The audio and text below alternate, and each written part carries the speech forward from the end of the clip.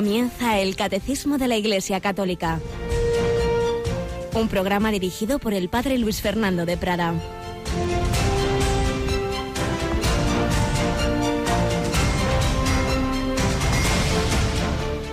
Alabados sean Jesús, María y José. Muy buenos días, mi querida familia de Radio María, niños, jóvenes, matrimonios, mayores, sanos y enfermos, todos miembros del pueblo de Dios o de esta humanidad que busca la verdad. Todos los que comenzamos esta jornada este miércoles 29 de marzo de 2017, un día que nunca más se repetirá, un día único en nuestras vidas.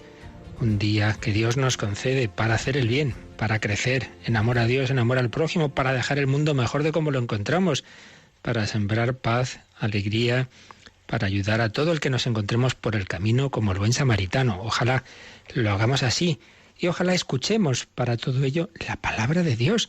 El Papa en el mensaje que nos dio para esta Cuaresma vinculaba esa caridad fraterna o la falta de la misma, como en la parábola del rico Epulón, con el no escuchar la palabra de Dios y viceversa. Si la escuchamos, si escuchamos al Señor, también sabremos escuchar a los hombres y veremos en cada uno de ellos un don del Padre. Una palabra que en la misa de hoy nos dice Jesús: en verdad os digo, quien escucha mi palabra y cree al que me envió, posee la vida eterna y no incurre en juicio, sino que ha pasado ya de la muerte a la vida. En verdad os digo, llega la hora, y ya está aquí, que los muertos oirán la voz del Hijo de Dios, y los que hayan oído vivirán. Muchas veces somos muertos sin la verdadera vida, la vida de Dios, pero el Señor quiere hablarnos al corazón, quiere resucitar nuestras almas, y todo aquel que aquí ya esté vivo en el Espíritu también resucitará en el cuerpo. Es la promesa que nos hace Jesús. También lo dice el Evangelio de hoy: viene la hora en que los que están en el sepulcro oirán la voz del Hijo del Hombre. Los que hayan hecho el bien saldrán a una resurrección de vida, los que hayan hecho el mal a una resurrección de juicio. Los que están en el sepulcro oirán la voz del Hijo del Hombre. Esa es nuestra esperanza. Creo en la resurrección de la carne. Nuestra esperanza se basa en que el primero ha sido Jesús, que ha resucitado, que ha entrado en una vida nueva. De ello estamos hablando estos días, seguiremos haciéndolo hoy y lo seguiremos haciendo con la ayuda de Yolanda Gómez. Buenos días, Yoli. Muy buenos días, padre. Bueno, pues nada, vamos a seguir profundizando en este tema tan esperanzador en esta semana de Cuaresma, que por cierto ya estamos tocando con los dedos la que llamamos la Semana de Pasión, y la que vamos a tener mucha abundancia de palabra de Dios, ¿verdad?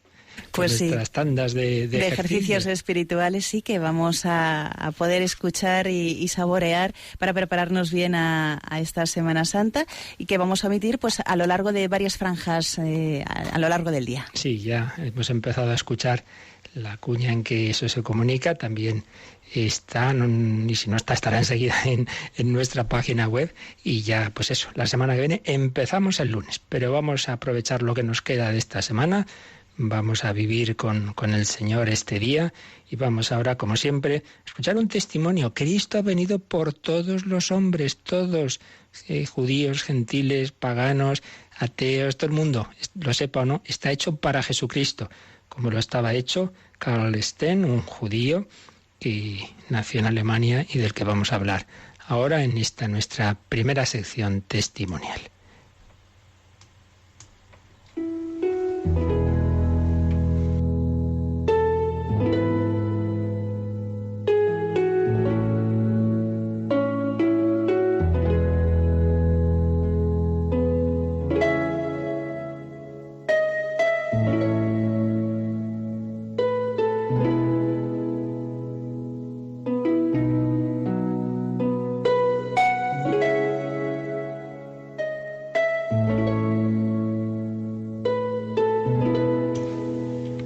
Vamos a hablar de Karl Stern, un judío alemán que vivió entre 1905 y 1975, gran investigador en el área psiquiátrica y neurológica. Stern nació en un pueblo de Baviera, en Alemania, de padres judíos, asimilados socialmente y era un pueblo pequeño en el que no había ninguna sinagoga, tampoco había rabino.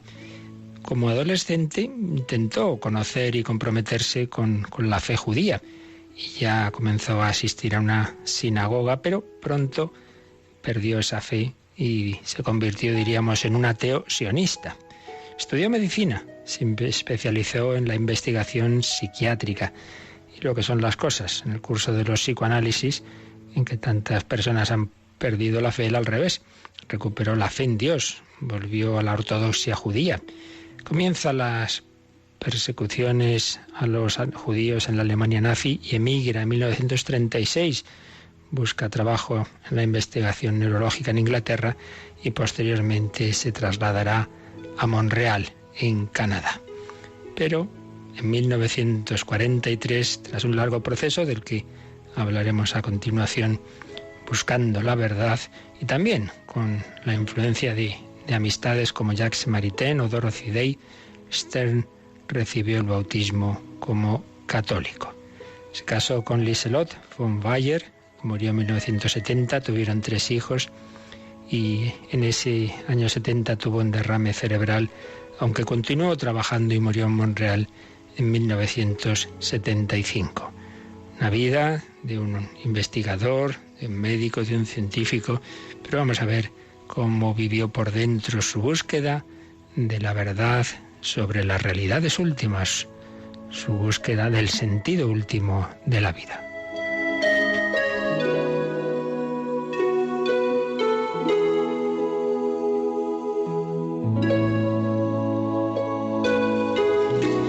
Pues sí, este hombre buscaba la verdad, como todos debemos buscarla, y quien me escuche y no esté seguro de cuál es la verdad última, pues piense que a lo que todos estamos llamados es a eso, a preguntarnos y a buscar, y el que busca encuentra. Pues bien, este hombre que decíamos fue ateo, también tuvo la fe judía, pero no acababa de estar tranquilo en lo que creía o dejaba de creer, y cuando trabajaba en el Instituto de Psiquiatría de Múnich por las noches se reunía a estudiar la Biblia, y lo hacía, fijaos, con por un lado una mujer católica, Frau Flamm, y por otro lado con unos esposos japoneses, Yamahiwa, que eran protestantes.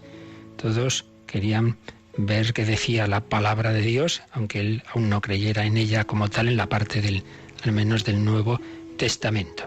Y en diciembre de 1933 fue por primera vez a una iglesia católica, pero fue porque había una conferencia sobre judaísmo y cristianismo, una conferencia que iba a dar el cardenal de esa ciudad, y le impactó muy positivamente.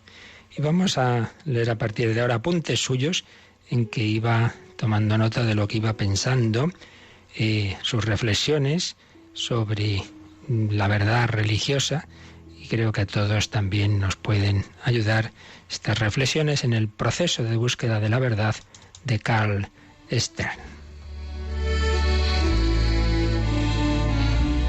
Sobre esa conferencia relativa a judaísmo y cristianismo escribió: la charla me vino como especialmente pensada y dicha para mí, y dejó una huella imborrable en mi alma.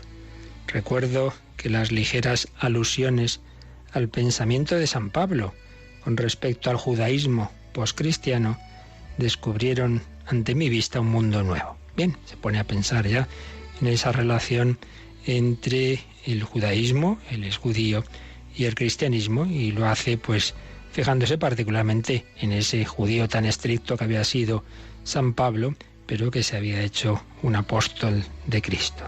Claro, llega al punto clave, el punto decisivo, el punto delicado para un judío y para un no judío, porque ahí está la clave de la fe cristiana, es creer en la divinidad de Jesucristo.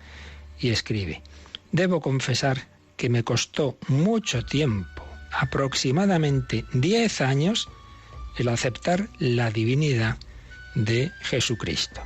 Cuanto más creía en él como Mesías, más me veía arrastrado hacia una especie de arrianismo, considerándolo simplemente como el personaje histórico o el profeta que cumplía y rebasaba todas las profecías. Bueno, este párrafo es muy interesante, muy importante, porque creo que aquí muchas personas que se pueden ver reflejadas. Este hombre, pues sí, ya iba teniendo esa admiración por la figura de Jesús de Nazaret, ya llega a pensar si este es el Mesías que se nos había prometido al pueblo judío, pero claro, pensar que es Dios, eso le costaba, dice que le costó 10 años el aceptarlo. Dice que me veía arrastrado hacia una especie de arrianismo. Si os acordáis, esto lo hemos explicado hace ya tiempo aquí en este programa del Catecismo. El arrianismo fue una herejía que viene de un obispo llamado Arrio, que decía que Jesús es una especie de Dios de segunda categoría. Propiamente no es que sea Dios, es Dios en cuanto a que nos ha creado, pero Él ha sido creado por el Padre. Hubo un tiempo en que Él no existía. Solo sería eterno el Padre, propiamente Dios solo sería el Padre, que ha creado al Hijo y al Espíritu Santo. Y bueno, pues sí, el Hijo es nuestro creador, pero no es plenamente Dios. Bueno, son chapuzas que a veces se hacen por no aceptar la plena verdad de la divinidad de Jesucristo. Y en este proceso de búsqueda de la verdad de Carlsten, pues se veía un poco en esa postura, sí, un gran hombre, esto en nuestros días diríamos el superhombre, un personaje muy unido a Dios, un hombre en el que se manifiesta Dios, bueno, pero ¿es Dios sí o no? Ese es el punto clave de nuestra fe. Y también a él le costó el aceptar esa divinidad de Jesucristo. En otro momento escribe: fue una sensación muy dolorosa para mí el ver que precisamente cuando acababa de redescubrir el judaísmo, recordemos que él había perdido toda fe y el primer paso es volver a la fe judía, cuando acababa de redescubrir el judaísmo, cuando comenzaba a sentir en mi corazón el inmenso orgullo de mi rica herencia espiritual en medio de un mundo de vulgar estupidez, cuando apenas había logrado la posesión de una verdad absoluta, tenía que abandonar lo que había hallado. O sea, que vuelve al judaísmo, pero descubre que hay un paso más, y es que el judaísmo le lleva al cristianismo. Entonces dice, oh, madre mía, acabo de volver al judaísmo, que ya pensaba que estaba aquí toda la verdad, y me doy cuenta de que no, me doy cuenta de que tengo que dar un paso mucho más fuerte, mucho más delicado, ese paso hacia la fe cristiana. Al principio le parecía como que era una pérdida, pero sigue diciendo, hoy día veo que realmente no tenía que abandonar nada. En el plano espiritual, el cristianismo es judaísmo, judaísmo llevado a su consumación. No hay una sola verdad esencial del Antiguo Testamento que rechace el cristianismo. Claro, se da cuenta de que en realidad el ser cristiano no implica renunciar a ser judío en el sentido profundo, en tanto en cuanto Cristo es precisamente la consumación y el cumplimiento de todas las profecías, de todas las instituciones del Antiguo Testamento. Todo apuntaba a Jesucristo, con lo cual se dio cuenta de que no era rechazar su herencia judía, sino llevarla a plenitud.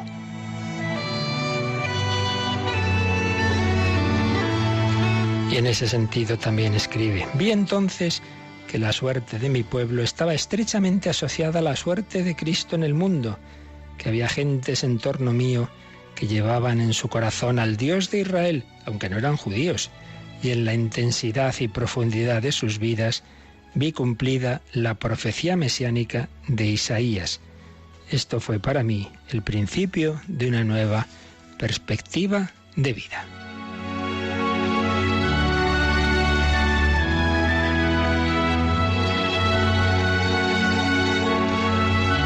Se había roto en pedazos algo de lo antiguo, aunque yo me empeñaba en que no era así, y había brotado algo nuevo.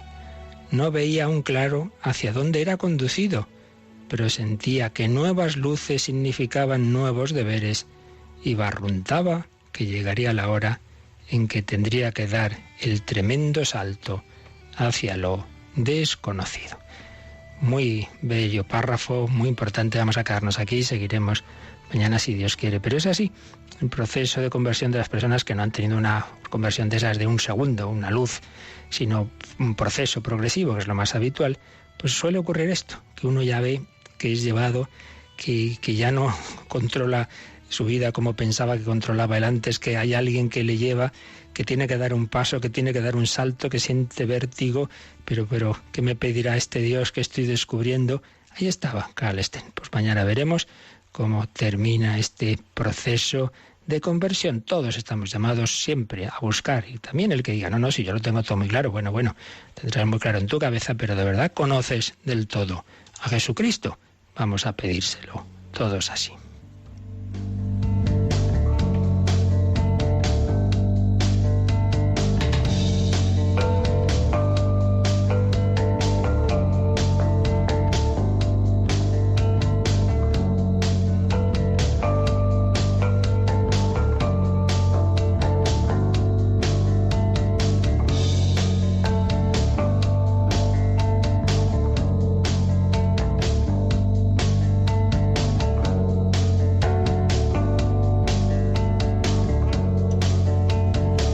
Los mismos apóstoles tenían sus altibajos en la fe, los mismos apóstoles que en un momento dado se postraron ante Jesús, tú eres el Hijo de Dios, luego perdieron esa fe que aún era incipiente que tenían en Jesús cuando vieron que había muerto condenado por el Sanedrín, que había sido crucificado. Nosotros esperábamos que Él salvaría a Israel, pero ya ves, de eso hace 3 días, dicen los de Maús. Pero Cristo resucitado va a manifestarse a sus apóstoles, a sus discípulos, va a hacerles ver que sí, que el Padre lo ha resucitado, que Él es quien había dicho que Él es el Hijo de Dios en el sentido fuerte, que comparte la misma naturaleza divina del Padre sin dejar de ser hombre. Es lo que veíamos ayer, que esa humanidad resucitada de Cristo tiene esas 2 características aparentemente contrarias, pero no lo son. Por un lado es el mismo Jesús de antes, es el mismo cuerpo, y eso se manifiesta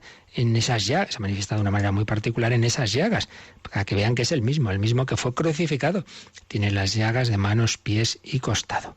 Es el mismo, pero no está en el mismo estado, no está en la misma situación. Ahora es un cuerpo glorioso, y veíamos las características de ese cuerpo glorioso, no está ya sujeto a las leyes del espacio y del tiempo, puede presentarse en mitad de una habitación sin llamar a la puerta, puede estar en varios sitios, en fin, una situación en la que el espíritu domina totalmente ya a la materia.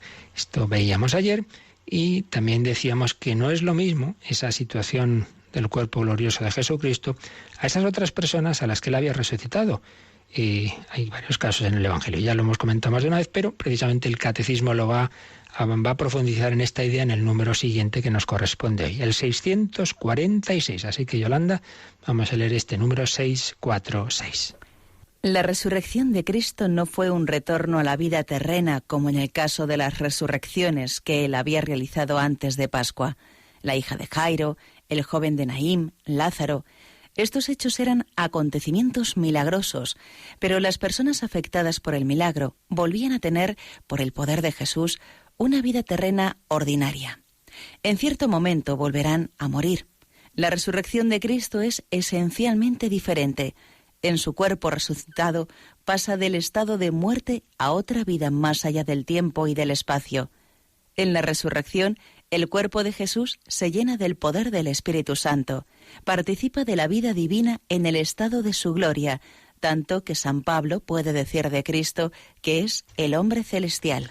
Pues aquí está estupendamente explicado, como no podía ser de otra forma. La diferencia entre esas resurrecciones que Jesús había hecho, conocemos al menos 3 casos. Seguramente había más, porque los evangelios hacen sumarios o síntesis de las obras de Jesús, pero luego detallan solo algunos milagros. Recordemos cómo termina el Evangelio de San Juan, con esa expresión un poco hiperbólica, estilo oriental, pero significativa, cuando dice que haya contado algunas cosas que si se escribiera todo lo que hizo Jesús no bastarían los libros del mundo entero, ¿no?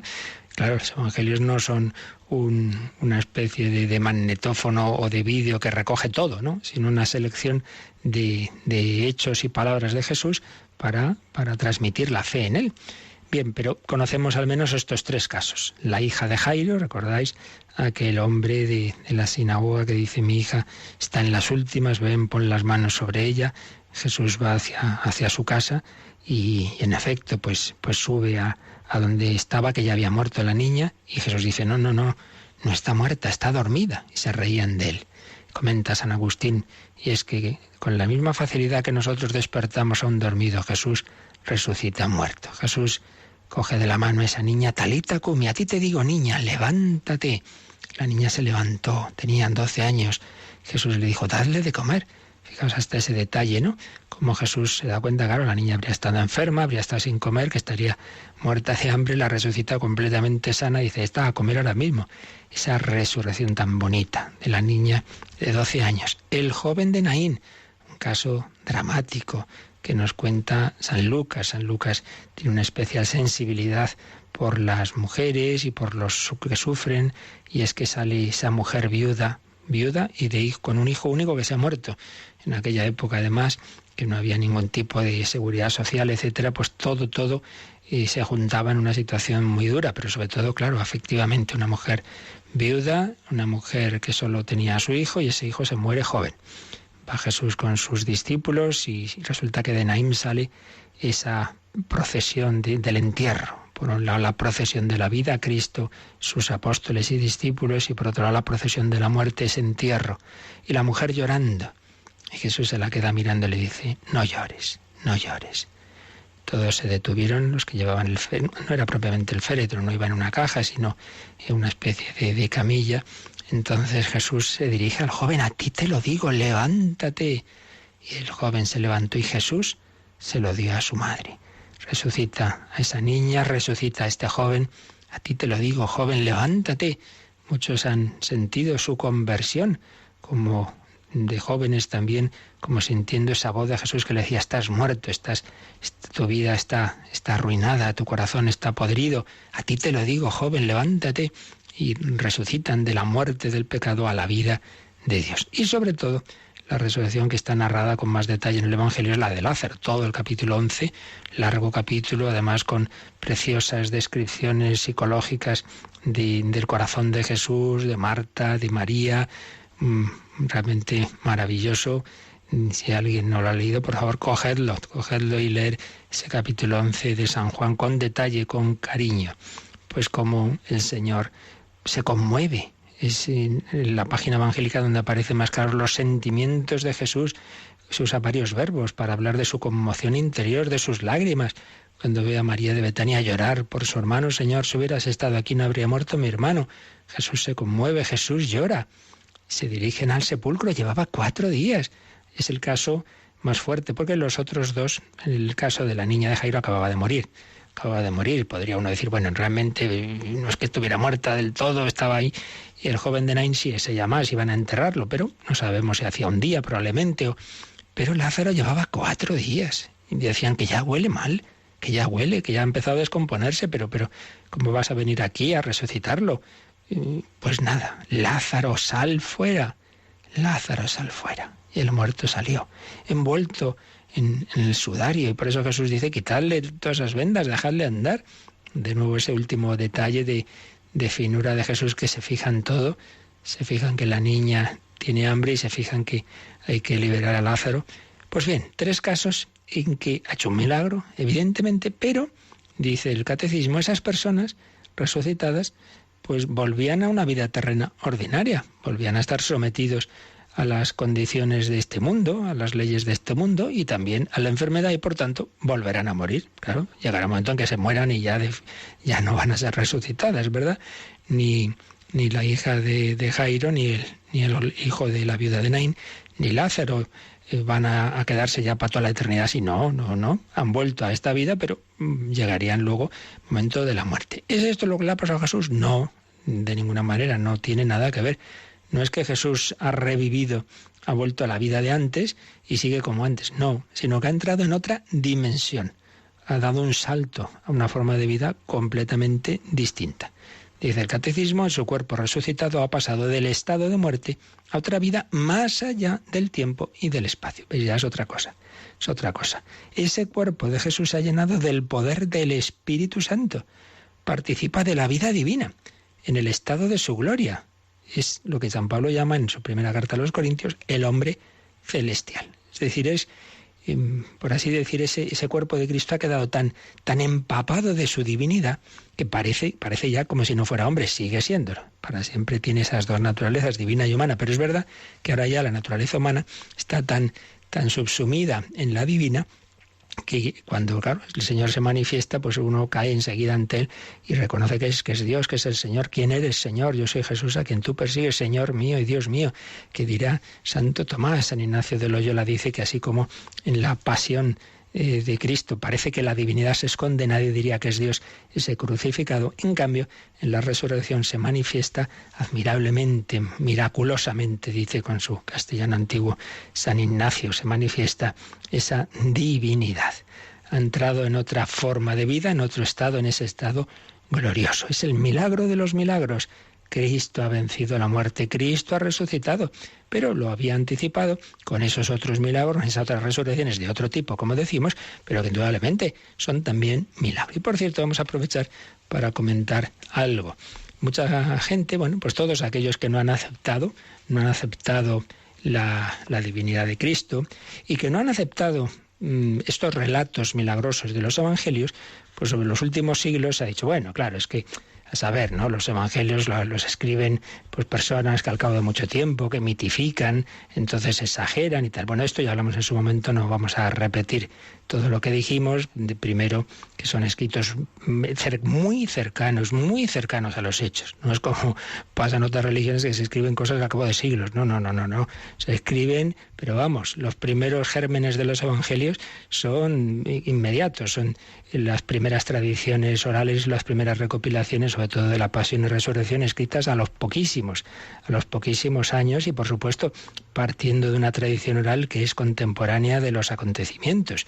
Pero es que incluso lo que ya es la redacción de los escritos, que en una época se les dio a algunos estudiosos por retrasarlo mucho, cada vez hay más datos que apuntan a que son muy tempranos, que ya por los años 50, unos 15, 20 años después de todos los acontecimientos, ya están los primeros, están escritos, los núcleos principales. Pero bueno, dejando eso aparte, los que no quieren aceptar la divinidad de Cristo, pues claro, rechazan los milagros y dicen, no, pues esto fueron exageraciones, fueron mitificaciones. Y es muy significativo, y por eso lo traigo ahora aquí, porque en su momento esta cita no la leí, la he descubierto ahora recientemente, que un famoso autor, Renan, que tuvo una vida de Jesús, que se difundió mucho, él admiraba mucho a Jesús como hombre, este autor lo admiraba mucho, pero no creía en su divinidad. Y entonces escribió una vida de Jesús en la que descartaba pues todos esos hechos milagrosos. Y claro, es muy significativo el prólogo que escribe a una edición, la 13ª, de esa vida de Jesús. Fijaos lo que dice: que los milagros referidos por los evangelios no han tenido realidad, que los evangelios no son libros escritos con la participación de la divinidad, no son para nosotros el resultado de la exégesis, son anteriores a ella. Son fruto de la experiencia que nunca ha sido desmentida. Los milagros son de esas cosas que no ocurren nunca. Solo las gentes crédulas creen verlos.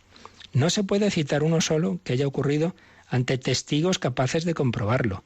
Ninguna intervención particular de la divinidad, ni en la confección de un libro, ni en ningún otro acontecimiento ha sido jamás probada.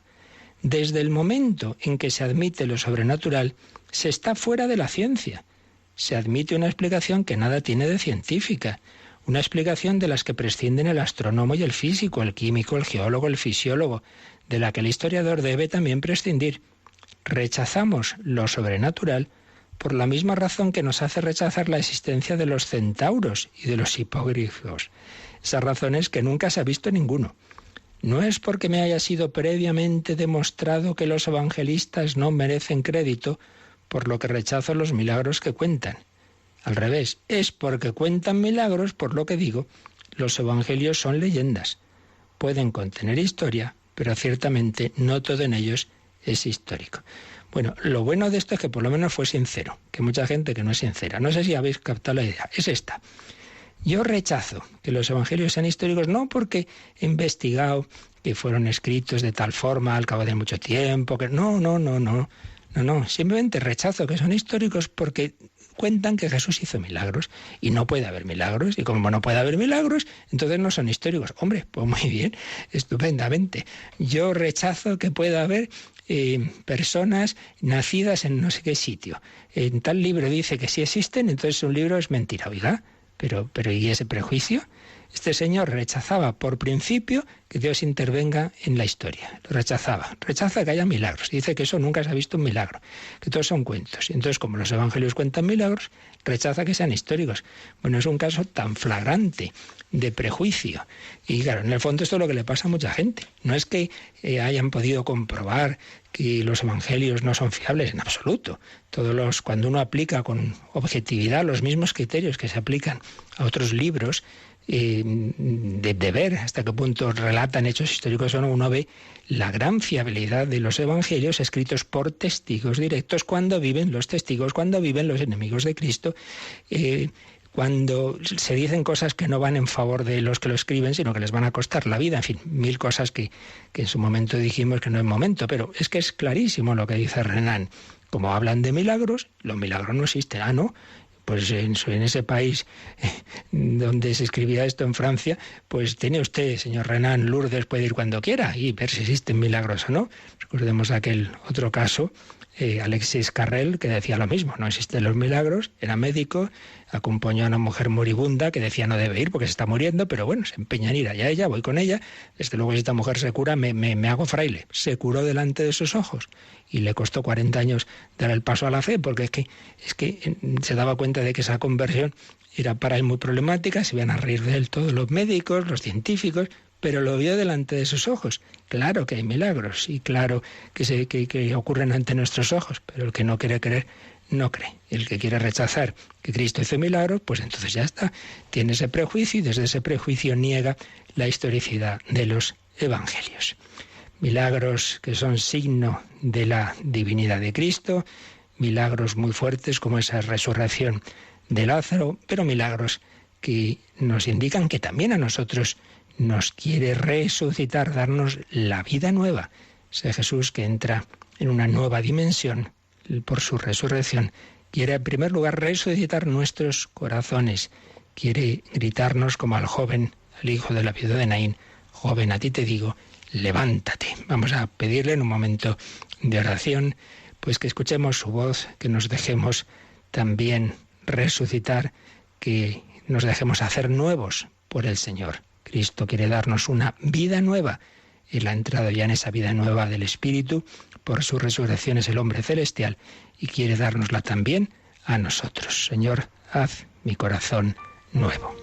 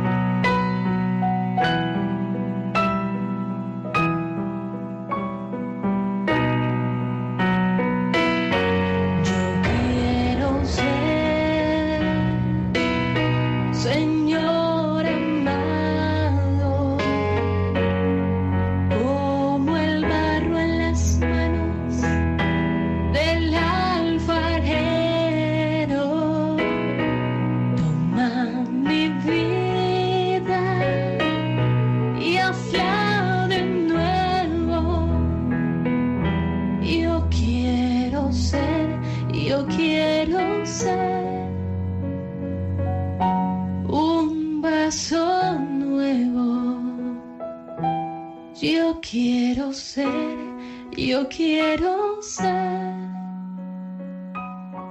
un vaso nuevo. Están escuchando el Catecismo de la Iglesia Católica con el Padre Luis Fernando de Prada.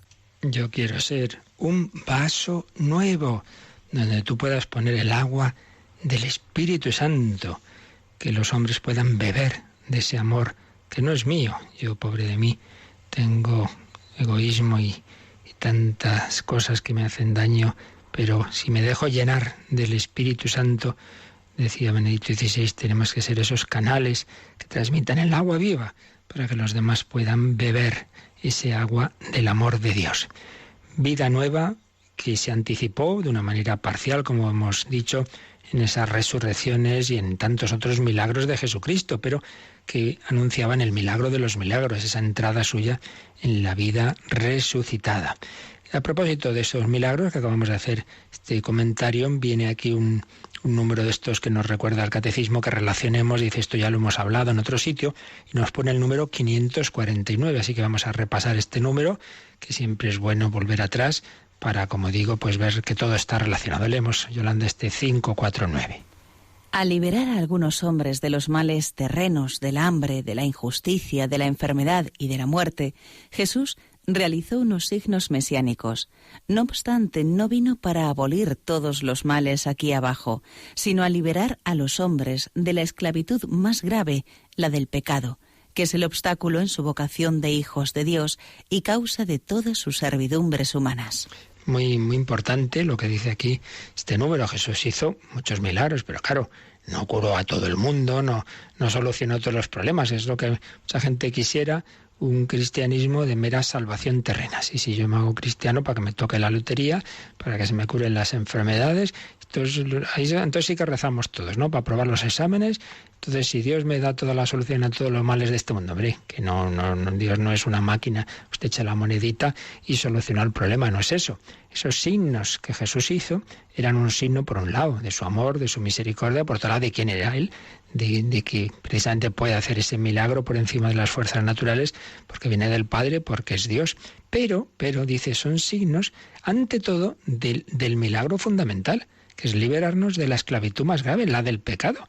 Mira, me podré curar de esta enfermedad, pero mire, me tengo que morir antes o después. Es que hay gente que parece, me acuerdo una vez, una mujer que estaba enfadada con Dios.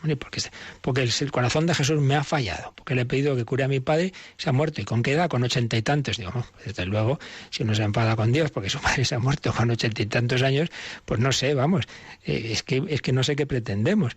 Pretendemos eso, vivir aquí para siempre y sin ningún problema, que no se trata de eso, que estamos hechos para la vida eterna y que el Señor permite el mal, el sufrimiento, etcétera, pues que nos sirva para purificarnos, para amar a Dios, para amar al prójimo, para, en fin, de esto hemos hablado mucho del sufrimiento, pero claro, no puede uno pretender es que el Señor está haciendo milagros para curar todas las cosas, que eso ya es el cielo, hombre, ahí no va a haber enfermedades, pero para eso hay que morirse, y para morirse pues normalmente hay que estar enfermo, entonces no pretendamos que el Señor solucione todos los problemas. Son signos de esa liberación fundamental, la liberación de la esclavitud del pecado, que es el obstáculo en nuestra vocación de hijos de Dios y causa de todas las servidumbres humanas. Eso es lo realmente importante. Y así lo valoran los conversos, los que han vivido sin sentido de la vida, sin fe, sin esperanza. Cuando encuentran a Dios tan felices y dicen, bueno, claro que hay que sufrir y claro que tengo este problema, este otro, esta enfermedad, pero ya me importa muy poco. Cuando lo comparan con una vida sin sentido, sin la luz, sin esperanza, pues es que ya todo eso se relativiza. El Señor nos introduce en otra forma de vida. Muy bien, pues con esto podemos terminar este apartadito que era el estado de la humanidad resucitada de Cristo. Cristo ha entrado en una nueva dimensión, es una humanidad gloriosa, es el mismo Jesús de antes, es el mismo cuerpo, tiene las mismas llagas, pero en una nueva situación, la situación gloriosa más allá del tiempo y del espacio. Esto ha ocurrido en la historia, es un acontecimiento histórico, pero también es un acontecimiento trascendente. Cuando hicimos una introducción a todo este tema de la resurrección, leíamos esta síntesis que sintetiza también Monseñor Rico Pavés en su Cristología, pero volvemos a releer este párrafo en que decía que hay 3 adjetivos que definen la singularidad de la resurrección de Jesús. ¿Cuáles son estos adjetivos? Es un hecho real, histórico y trascendente. Real porque acontece verdaderamente. No es simplemente una experiencia subjetiva de los discípulos. Yo siento que Jesús está vivo, que ha resucitado, como veíamos que hay algunas teorías que quieren reducirlo simplemente a eso. Jesús ha resucitado porque yo le siento que está vivo, que sigue adelante la causa de Jesús. Esto no dice los evangelios, no imagine usted. Es un acontecimiento, un hecho real, independiente de lo que sientan o no sientan los discípulos. Tomás no sentía que Jesús hubiera resucitado, pero le dijo, trae aquí tu mano y métela en mi costado. Eso no es un sentimiento, eso fue un hecho real. Segundo, histórico, porque acontece en la historia, en un momento y lugar precisos, y por eso deja huellas en la historia. Mire, esto ocurrió en tal año, seguramente en abril del año 30, y quedó un sepulcro vacío, y hubo gente que no creía en Jesús, y dice, he visto a Jesús, y desde ese momento van a dar la vida por ello. Pues hombre, mucha gente dando la vida por una alucinación colectiva ya hace falta, ¿eh? Es un hecho histórico, que acontece en la historia, en un momento y lugar precisos, y deja huellas en la historia. Pero tercero, es un hecho, es un acontecimiento trascendente. 3 adjetivos, real, histórico y trascendente. ¿Por qué es trascendente? Porque aunque deja huellas en la historia, la trasciende. Claro, porque ya hemos dicho que ahora Jesús resucitado no está sometido al orden espacio-temporal. Ya no podemos decir, oye, Jesús resucitado ahora está sentado en tal sitio, por tanto ya no puede estar en tal otro. No, puede estar en donde quiera. Es un cuerpo glorioso que ya no está sujeto al espacio y al tiempo. Y estos 3 adjetivos, real, histórico y trascendente, señala Rico Pavés, deben ser mantenidos de forma simultánea. Por eso la aceptación de la resurrección solo es posible desde la fe. Los errores sobre la fe en la resurrección vienen de negar o explicar deficientemente alguno de esos 3 adjetivos. Pues bien, después de haber visto en los números anteriores que hemos comentado estos días, después de haber visto que es un hecho histórico que ha dejado huellas en la historia, vimos sepulcro vacío, vimos las apariciones, hemos visto el estado de esa humanidad, ahora vamos a ver este último adjetivo, trascendente. El número 647 se titula así, la resurrección como acontecimiento trascendente. Siendo histórico porque ha acontecido en la historia, la trasciende. Pues vamos a leer este número, Yolanda, el número 647. ¡Qué noche tan dichosa! Canta el himno Exultet de Pascua. Solo ella conoció el momento en que Cristo resucitó de entre los muertos. En efecto, nadie fue testigo ocular del acontecimiento mismo de la resurrección, y ningún evangelista lo describe. Nadie puede decir cómo sucedió físicamente, menos aún su esencia más íntima, el paso a otra vida, fue perceptible a los sentidos. Acontecimiento histórico demostrable por la señal del sepulcro vacío y por la realidad de los encuentros de los apóstoles con Cristo resucitado. No por ello la resurrección pertenece menos al centro del misterio de la fe en aquello que trasciende y sobrepasa la historia. Por eso, Cristo resucitado no se manifiesta al mundo, sino a sus discípulos, a los que habían subido con él desde Galilea a Jerusalén y que ahora son testigos suyos ante el pueblo. Pues un número muy bello, muy profundo, que nos indica pues esta dimensión trascendente de la resurrección y que comienza con la cita de ese himno que cantaremos en la vigilia pascual, el Exultet, cuando llega la procesión con el cirio pascual y las velas que hemos ido encendiendo y se pone el cirio pascual en el altar y entonces el diácono, si hay, si no, pues el sacerdote canta, proclama ese himno Exultet, exulte la Iglesia en esta noche tan dichosa. ¡Qué noche tan dichosa! Aparece esta frase en el himno. Solo ella conoció el momento en que Cristo resucitó de entre los muertos. Nadie ha visto ese momento. Mucha gente vio cómo salía Lázaro del sepulcro. Mucha gente vio levantarse al hijo de la viuda de Naín. Mucha gente vio que esa niña que estaba muerta ahora se levantaba. Bueno, el momento en que lo ocurrió lo vieron Pedro, Santiago, Juan y los padres de la niña. Pero nadie vio cómo resucitó y el momento exacto en que resucitó Jesucristo. Nadie. Primera noticia es que cuando van las mujeres por la mañanita temprano al sepulcro para acabar de embalsamar bien a Jesús, se encuentran la piedra corrida, se encuentran a los ángeles, pero no estaban antes cuando eso ocurrió. Entonces, desde ese punto de vista, es un acontecimiento que nadie ha sido testigo ocular. Nadie lo puede describir, nadie sabe cómo sucedió físicamente. Nos encontramos sus huellas, eso sí, sepulcro vacío y, no lo olvidemos, un dato que ya hizo pensar a los evangelistas, a los apóstoles, a San Juan en particular, quedan las vendas de una manera que hacían pensar, dice, esto no ha sido aquí unos ladrones que han venido, pues bien, unos ladrones nos entretienen primero en quitar la venda, se lo llevan tal como está, pero además hubieran quedado de otra forma, y es que habían quedado de la forma en que todo lo que recubre ese cuerpo se volatiliza, desaparece, entonces las vendas caen sobre sí mismas, se deshincha, por así decir, ¿no? Vieron que estaban así, entonces claro, dice, uy, esto no es que uno le ha ido quitando las vendas y tal, no, pero en fin, eso es otro tema. Y luego, bueno, estaría que todo el tema de la sábana santa, etcétera. Pero ahora a lo que vamos es que realmente deja huellas, deja unas huellas, pero nadie lo vio el momento. Entonces, desde ese punto de vista, fue trascendente. Nadie puede decir cómo sucedió físicamente, menos aún la esencia más íntima, el paso a otra vida, pues la podemos captar con los sentidos. ¿Cómo es esto? ¿Cómo es ese cuerpo que ha entrado en esa dimensión gloriosa? Es un acontecimiento histórico demostrable, insiste el Catecismo, por la señal del sepulcro vacío y por la realidad de los encuentros de los apóstoles con Cristo resucitado. Mire, eso sí que está ahí. Eso sí que los apóstoles pueden decir, pues tal día por la mañanita estábamos pescando y apareció un hombre en la orilla y nos dijo echar la red a la derecha y tal y cual. Eso sí que está en la historia y en un espacio y en un tiempo.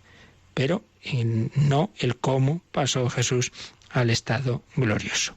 Es algo que, dice, trasciende y sobrepasa la historia. Pertenece al centro del misterio de la fe. Por eso, Cristo resucitado no se manifiesta al mundo. Cita aquí Juan 14, 22. Cuando en la última cena los apóstoles dicen, Señor, ¿por qué no te manifiestas al mundo? Jesús no quiere ir a deslumbrar. Tenía una consulta, bueno, ¿y por qué Jesús resucitado nos ha aparecido a todo el mundo y entonces todo el mundo se hubiera convertido? Primero no se hubiera convertido, porque si no se convirtieron viendo tantos milagros como vieron, incluido el de Lázaro, pues tampoco se van a convertir por esto, porque luego, sí, en un momento dado se quedarían ahí obnubilados, pero como ha recurrido a gente que ha tenido experiencias fuertes de Dios, luego se olvida uno se olvida de lo que le interesa olvidarse. Pero además dice que es que Cristo resucitado lo que quiere realmente no es deslumbrar, sino que es atraer por el amor. Entonces Él se va a manifestar a los que le han amado y han compartido su vida con Él. Y termina con esta cita de Hechos 13:31. Se manifiesta a sus discípulos, es decir, a los que habían subido con Él desde Galilea a Jerusalén y que ahora son testigos suyos ante el pueblo. Por tanto, un hecho histórico, pero un hecho que entra en una dimensión trascendente y una dimensión en la que supera toda nuestra imaginación, pero que digamos, tiene sus efectos en nuestras vidas. Y de hecho, pues a lo largo de 20 siglos, pues cuantísimas personas hemos tenido experiencia de Cristo resucitado y por eso somos cristianos, no por mera tradición. Hombre, uno puede recibir la fe sociológicamente, como se suele decir, pero la fe profunda en este mundo en el que hay tantos, de un ambiente tan poco cristiano, solo es posible si uno tiene una verdadera experiencia de Cristo. La famosa frase de un teólogo conocido en el siglo XX, Karl Rahner, decía, el cristiano del futuro o será místico o no será cristiano. ¿Por qué? Porque como el ambiente no ayuda nada a ser cristiano, o tienes una experiencia fuerte de Cristo, en ese sentido decía místico, será místico o no será cristiano. Y Juan Pablo II en el programa pastoral que nos dejó para el tercer milenio, nuevo milenio, te venía a decir lo mismo, que es fundamental para el cristiano hoy día una vida de oración intensa. Dice, si no hay vida de oración, el cristiano está en peligro, incluso de perder la fe. Bueno, tenemos que profundizar un poquito más en este número, pero lo dejamos ya. Como siempre, pues nos quedamos repasando y meditando en nuestro corazón todo lo que el Señor nos ha dicho, pidiendo que nos dé salud. Jesús curó al ciego de nacimiento, Jesús es la luz del mundo, Jesús se transfiguró fue como un anticipo de la transfiguración definitiva de la resurrección. Cristo resucitado, le pedimos que nos ilumine, que nos dé salud, que creamos firmemente en Él, que como Tomás digamos, Señor mío y Dios mío. Y si lo permite el teléfono, que tenemos algún problemilla técnico, pero creo que sí. Pero y si no, más seguro por el correo electrónico, si queréis también alguna consulta, alguna duda, pues aprovechemos rápido estos últimos minutos. Participa en el programa con tus preguntas y dudas. Llama al 91 153 8550. También puedes hacerlo escribiendo al mail catecismo@radiomaria.es. catecismo@radiomaria.es. Enciende mi noche, sé mi luz. Enciende mi noche, sé mi luz. Enciende mi noche, sé mi luz. Sé mi luz, sé mi luz. Enciende mi noche, sé mi luz, sé mi luz. Enciende mi noche, sé mi luz, sé mi luz. Enciende mi noche, sé mi luz. El camino sin ti está largo y tu llanto acoge mi dolor. Tu palabra acalla mi miedo y tu grito se expresa en mi canto. Sé mi luz, enciende mi noche. Sé mi luz, enciende mi noche. Sé mi luz, enciende mi noche, sé mi luz, sé mi luz, sé mi luz, enciende mi noche, sé mi luz, enciende mi noche, sé mi luz, enciende mi noche, sé mi luz, sé mi luz, enciende mi noche, sé mi luz. Sé mi luz, Jesús, necesito tu luz. Dame salud de la fe y del amor. ¿Tenemos alguna llamada, Yoli? Sí, María Luisa de Madrid pregunta si cuando uno muere y desaparece el cuerpo, si seguimos siendo de alguna manera persona en el alma. Sí. La persona para siempre es la misma, porque en efecto hay algo que da la continuidad y la identidad, que es en efecto el alma espiritual, ¿no? El alma nunca muere. Lo que pasa es que es como si, vamos a poner el ejemplo, uno es el mismo aunque le hayan tenido que cortar las piernas, claro, es el mismo, pero hombre, evidentemente echan falta las piernas, ¿no?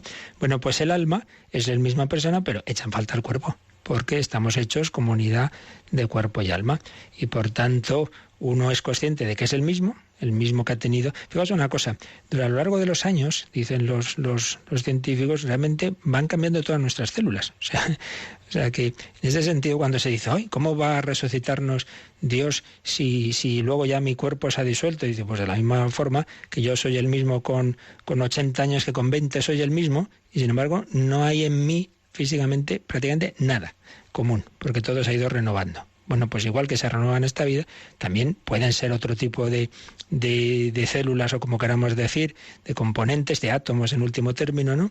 El cuerpo resucitado, y sin embargo ser la misma persona. Pero bueno, yendo a la pregunta que nos hacía la oyente, que la persona sigue siendo la misma, que el alma mantiene esa identidad toda la eternidad. El alma ya no muere nunca, pero echa en falta el cuerpo. Y por eso la plenitud de la salvación será solo al final, será cuando resucitemos.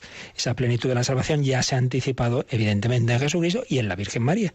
María sí está en cuerpo y alma, pero en los demás, los santos, cuando invocamos, o solo poner el ejemplo de Santa Teresa, porque invocamos a Santa Teresa su espíritu, pero su corazón está en Alba de Tormes, mientras que el corazón de Cristo, el corazón de María están resucitados y vivos en el cielo. Muy bien, pues seguiremos profundizando en este fundamento de nuestra fe, de nuestra esperanza. Cristo quiere darnos la vida nueva. Cristo ha resucitado, entra una vida nueva y nos quiere dar la vida nueva del Espíritu. Y el hombre quiere construir la novedad por sus fuerzas. Y de eso vamos a hablar esta noche. Si por la mañana hemos hablado de la vida nueva que viene de Dios, por la noche hablaremos del mito del hombre nuevo, cuando siglo XVIII, XIX, XX, el hombre ha querido construir una sociedad sin Dios por sus fuerzas, y de eso hablamos en El hombre de hoy y Dios a las 11 de la noche, una hora menos en Canarias. Así que de la mañana a la noche y en medio el Ángelus, si Dios quiere, pues seguimos unidos, querida familia de Radio María, y pedimos al Señor su bendición. La bendición de Dios Todopoderoso, Padre, Hijo y Espíritu Santo, descienda sobre vosotros. Alabado sea Jesucristo.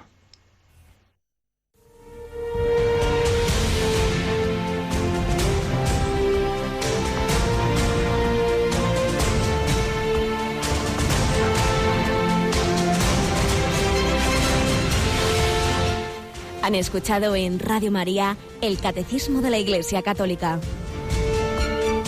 un programa dirigido por el Padre Luis Fernando de Prada.